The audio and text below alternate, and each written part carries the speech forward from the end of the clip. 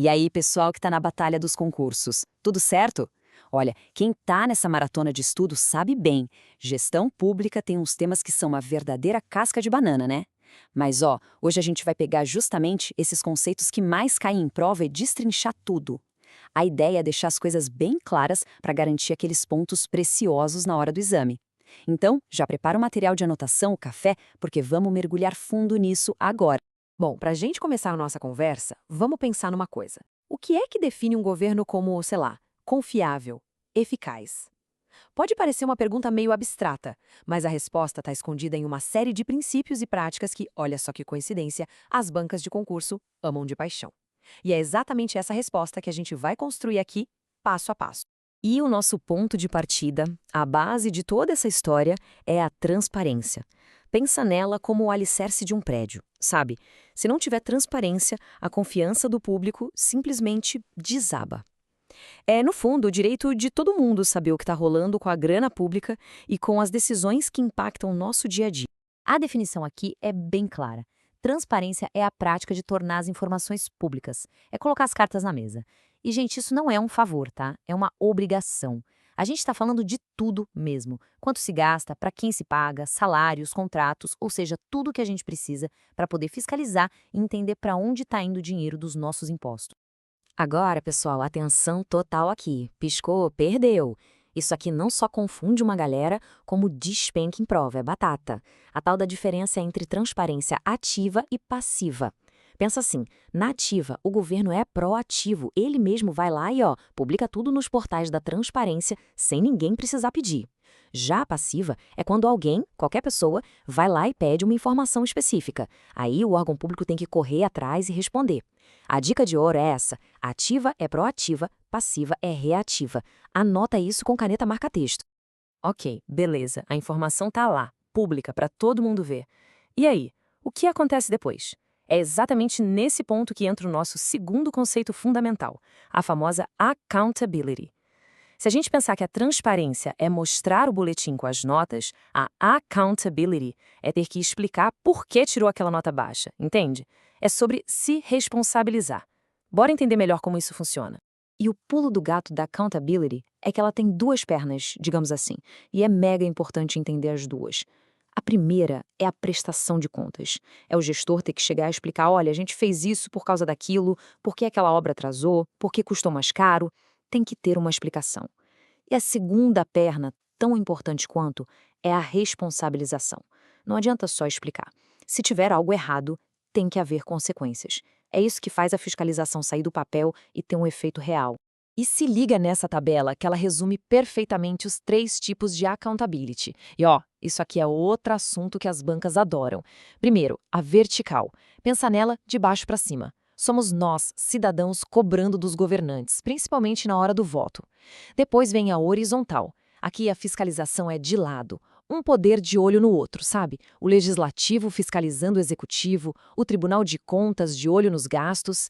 E, por último, a societal. Essa vem da sociedade organizada. São os movimentos sociais, as ONGs, a imprensa, toda essa galera que se organiza para pressionar e fiscalizar o governo. Certo, agora vamos dar um passo atrás e olhar a imagem completa. Pensa que a transparência e a accountability são duas peças super importantes de um quebra-cabeça, e o nome desse quebra-cabeça é boa governança. Não adianta nada ter as peças soltas, elas precisam se encaixar direitinho. E a boa governança é justamente isso, o conjunto de regras, a estrutura toda, que faz a máquina pública rodar do jeito certo. Essa definição do Banco Mundial é ótima, porque ela vai direto ao ponto. Repara bem, governança não é sobre o que o governo faz, mas sim sobre como ele faz. A gente está falando das regras do jogo, dos processos, de como o poder é usado para administrar o dinheiro que é de todo mundo. E para essa boa governança acontecer, o Banco Mundial aponta alguns princípios-chave. Vamos dar uma olhada. A legitimidade é basicamente se perguntar: isso que foi feito atendeu de verdade ao interesse público? A eficiência é o clássico fazer mais com menos, usar bem o dinheiro público. A probidade é agir de forma honesta e íntegra. E olha só quem aparece de novo, a accountability. O mais importante é sacar que não adianta ter um e não ter o outro. A boa governança precisa de todos eles funcionando juntos. Beleza, tudo isso é muito bonito na teoria. Mas hoje, em pleno século XXI, com tudo digital, como é que a gente coloca esses princípios para funcionar na prática?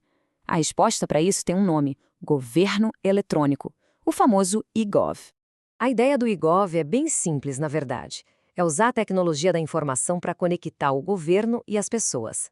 Sabe quando a gente declara o imposto de renda pela internet? Ou usa um aplicativo para agendar um serviço? Ou acessa o portal da transparência para ver os gastos? Pois é, tudo isso é o governo eletrônico funcionando na nossa vida. E se a gente parar para pensar, os objetivos do eGov amarram tudo que a gente conversou até agora. Ele dá um banho de transparência, porque joga os dados na rede. E com mais informação, a gente tem mais controle social.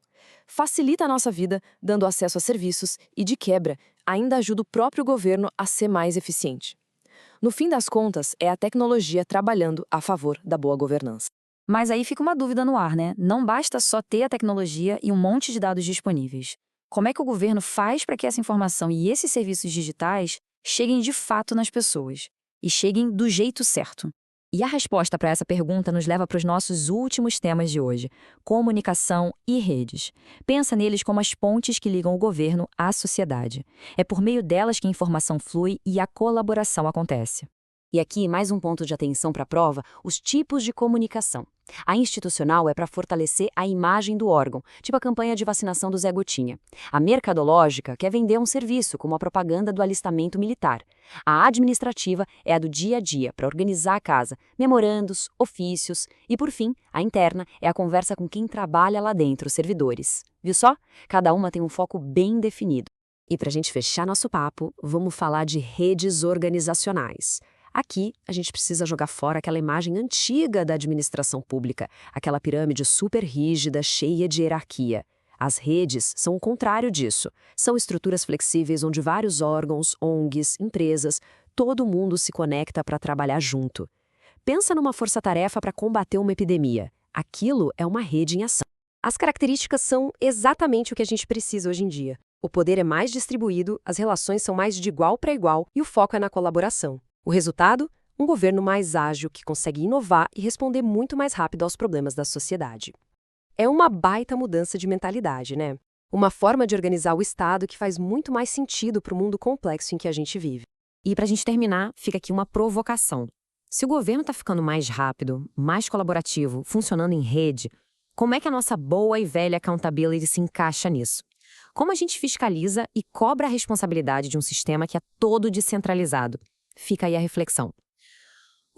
Que jornada, hein? A gente falou de transparência, dos 3 tipos de accountability, boa governança, governo eletrônico, comunicação, redes, foi bastante coisa. Mas o mais legal é ver como tudo isso se conecta. Espero de verdade que essa nossa conversa tenha ajudado a clarear as ideias. E, se ajudou, já sabe, né? Deixa aquele like e se inscreve aqui no canal para não perder os próximos conteúdos. Esse apoio é o que nos move. Um grande abraço, bons estudos e a gente se vê na próxima.